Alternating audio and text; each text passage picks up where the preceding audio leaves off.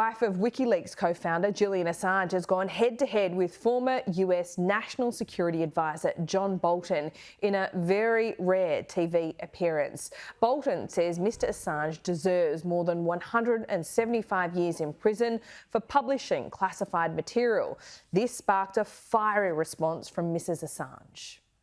Why is America so intent on bringing Julian Assange to unbelievably draconian justice of 175 years, i.e. the rest of his life in prison?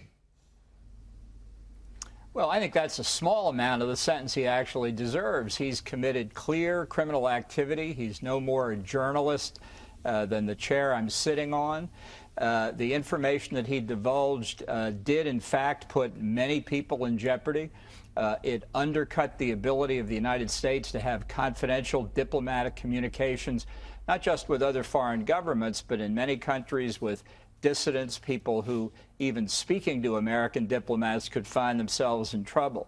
And so, you know, he's been complaining about his treatment over the past period of time. He's the one who sought asylum in the Ecuadorian embassy. Now he faces extradition to the United States. I presume he will get due process in the United Kingdom to determine whether extradition should go forward. And when he gets to the United States, he'll get due process here. And I hope he gets at least 176 years in jail for what he did. Stella?